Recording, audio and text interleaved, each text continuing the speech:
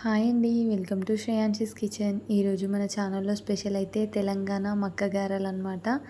So ఇప్పుడు మనకి season కాబట్టి చాలా దగ్గర కంకులు కనిపిస్తూ ఉంటాయి. సో తీసుకోండి, తప్పకుండా తీసుకొని ఇవి ట్రై చేయండి. మక్కలు ఒలుచుకున్న తర్వాత వాటిలో ఒక గుప్పెడన్ని ఎల్లిపాయలు వేయండి. అండ్ అలాగే రుచికి తగ్గట్టు పచ్చిమిర్చి, జీలకర్ర అండ్ అలాగే కరివేపాకు, సాల్ట్ కూడా యాడ్ చేసుకోండి. ఎక్కువ కారం ఉంటే ఇవి బాగుండవండి. సో బాగా కారం కాకుండా అలా వేసామన్నట్టు పచ్చిమిర్చి ఒక 3-4 యాడ్ చేసుకుంటే సరిపోతుంది. అవన్నిటిని బాగా మిక్సీ చేసుకొని గ్రైండర్లో వేసి రుబ్బుకోండి.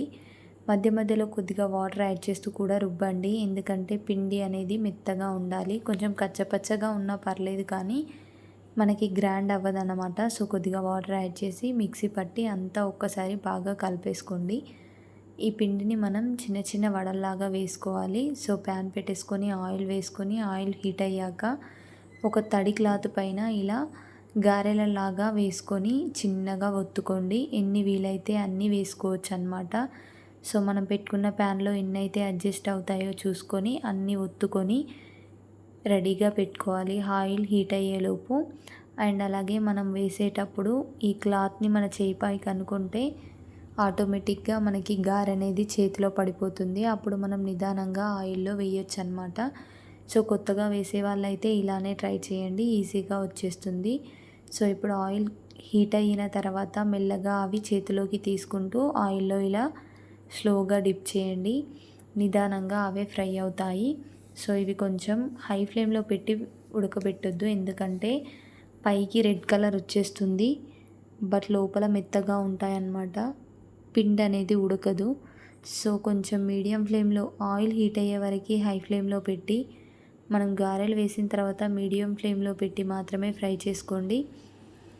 నిదానంగా మంచిగా ఫ్రై చేసుకుంటేనే మనకి టేస్ట్ అనేది చాలా బాగా వస్తాయి. సో అవి తీసేసిన తర్వాత నేను నెక్స్ట్ వేస్తున్నాను చూడండి. ఇది నేను డైరెక్ట్ ఫింగర్ పైననే వేస్తున్నాను.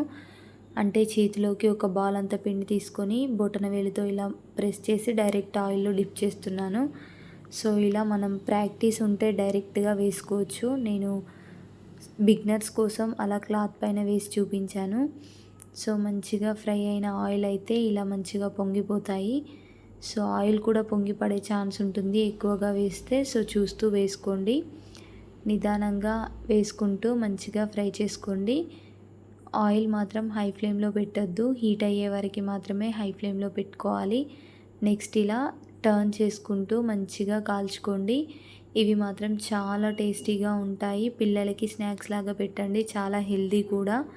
ఏ సీజన్లో ఫ్రూట్స్ ఏ సీజన్లో తినవలసినవి ఆ సీజన్లో తింటేనే బాగుంటుంది కదా. సో మీరు కూడా ఒక్కసారి ఇవి పిల్లలకి పెట్టి చూడండి. ఫ్రూట్స్ ఎలా అయితే మనం సీజన్ బట్టి తింటామో ఇవి కూడా అంతే అండి.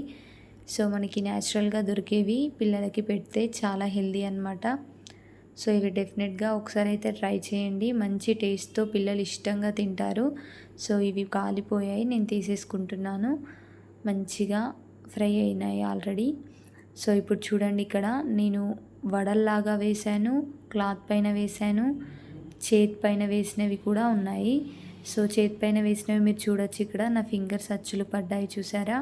సో అలా వేలు పైన ఒత్తేసుకొని అవి డైరెక్ట్ ఆయిల్లో వేసేసాను నేను.